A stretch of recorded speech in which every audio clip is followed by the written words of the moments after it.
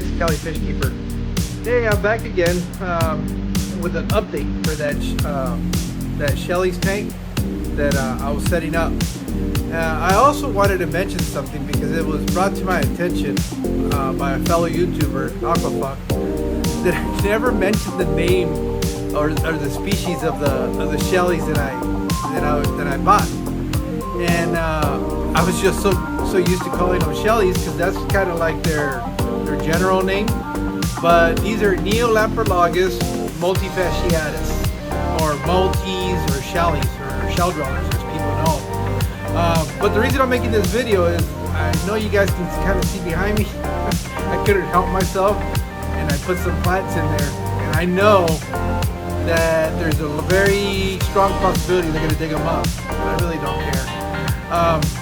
The other thing is, I finally got the shells in, so I'm going to show you guys how I'm going to escape this tank.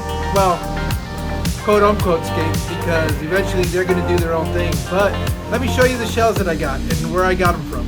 Alright, here's what I ended up buying. I went on Amazon, and they have what they're called escargot shells. And what I found was probably the largest shells they had, and they come in a bag where there's 36 of them in the bag. This is the brand that I used. I got the extra large snail shells. And what I'm doing right now is I'm kind of rinsing them off.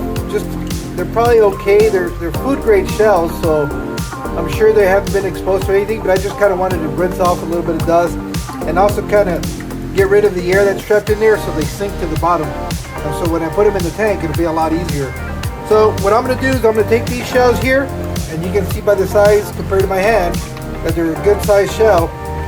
And I'm gonna show you what else I'm going to be putting in that tank. So give me a second so I can grab it. Alright, as you guys might remember a while back, I did a video where I was able to obtain a bunch of hardscape along with some wood and some stones. So this is what I'm going to be using today. I'm going to be using some of this dragon stone and use it to escape that 29-gallon tank. It's not necessarily because it's going to be for dwelling or anything like that. More than anything else, I'm interested in doing some line of sight breaks, and also to see if I put these in front of the plants that I have in there, and maybe they won't dig them up. And that's a big maybe.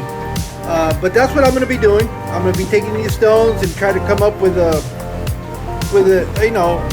escape for them, and hopefully they won't rearrange that too much.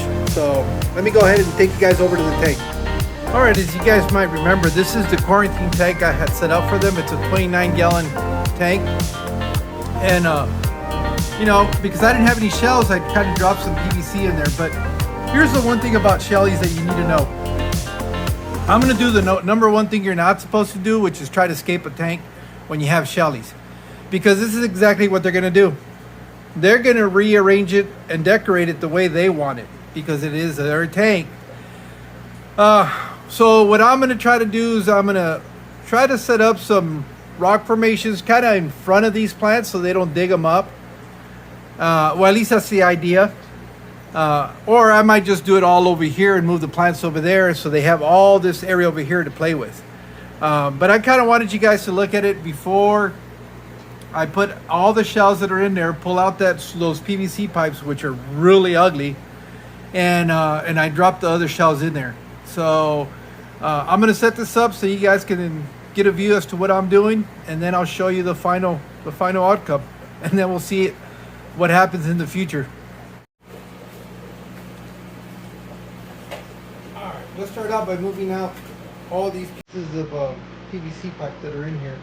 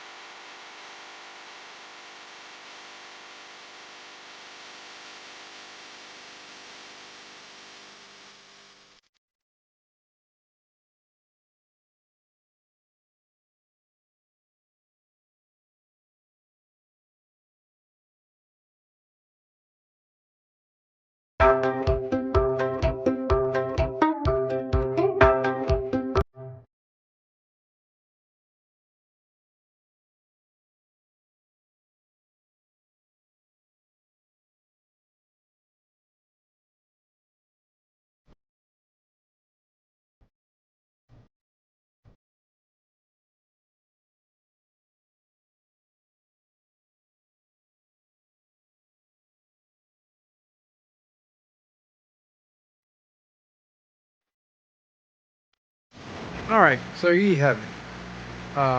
I decided to go ahead and just move all the rocks over to one side of it. It's kind of set up more like a peninsula tank than my regular scapes that I normally do.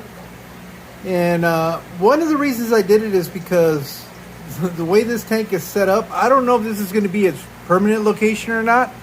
But when I walk into the fish room, the first view I'm going to have of this tank is going to be like if I was looking at it as a peninsula tank. It'll be right in here.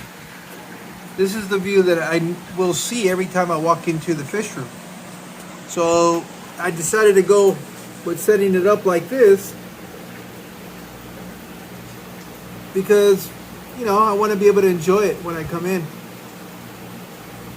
That's kind of the view that it's going to have. Here's the top view.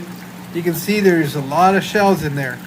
My understanding is it's good for them to have that many shells, just because what's going to end up happening is they're gonna bury the ones that they don't want to use at the time. Which you can already kind of see that they're starting to do that. And as they need them, they'll start undigging them and bringing them back up. Hopefully I can start getting some breeding going on in here. As soon as I drop these shells in here, they were already starting to kind of encourage the females. Are trying to encourage the males to accompany them into the tanks. So, but that's it. I don't expect to be doing any other updates to it, other than what they decide to do and rearrange and decorate themselves. So again, these are Neolamprologus Multifasciatus.